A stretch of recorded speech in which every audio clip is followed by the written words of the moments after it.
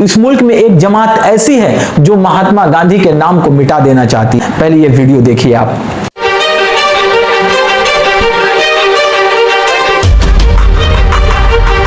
क्या कहेंगे गांधी मर्डर की दूसरी सजा?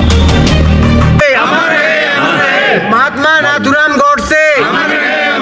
आज 2 अक्टूबर हिंदुस्तान के सबसे अजीम, सबसे बड़े रहनुमा और लीडर महात्मा गांधी की यौम विलादत, जिसे पूरी दुनिया यौम अदम तशद्दुद के तौर पर याद करती है, यानी इंटरनेशनल नॉन वायलेंस डे के तौर पर इस दिन को आज याद किया जा रहा है। There you go. The defiant Katiyar will not apologize. Moving on now, on Mahatma Gandhi's 70th death anniversary, Hindu Mahasabha workers stirred a controversy in UP's Hamirpur district as they honored Nathuram Godse. देखा आपने, ये कौन लोग हैं? जी हाँ, ये वही लोग हैं जिनके बाप दादा, जिनके आबा व अजदाद ये वही जमात से बिलोंग करते हैं। जब हिंदुस्तान की आज़ादी की लड़ाई लड़ी जा रही थी, हिंदुस्तान के लिए अंग्रेजों के खिलाफ में तहरीकें चलाई जा रही थी, तब ये अंग्रेजों की मुखबरी कर रहे थे।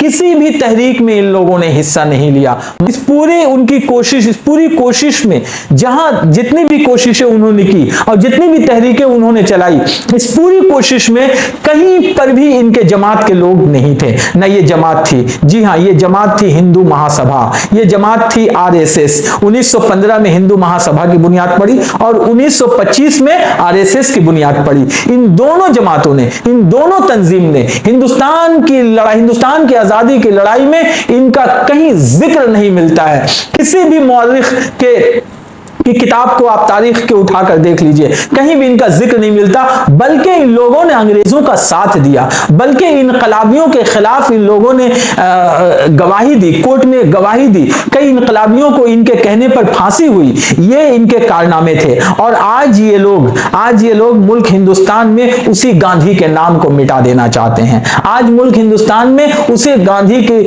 के नाम को तारीख के औराक से हटा देना चाहते हैं। ये गॉडसे की औलादें हैं, ये गॉडसे के लोग हैं, नाथूराम गॉडसे के लोग हैं।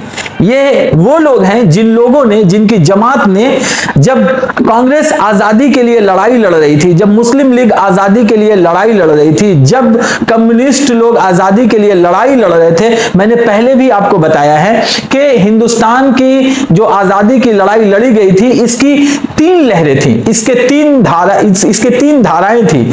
एक इंडियन नेशनल कांग्रेस, दूसरी मुस्लिम लीग और तीसरी लेफ्ट फ्रंट यानी कम्युनिस्ट। ये 3 ऐसी धाराएं थी जो अलग अलग अपने तौर पर मुल्क हिंदुस्तान को आजाद कराना चाहती थी।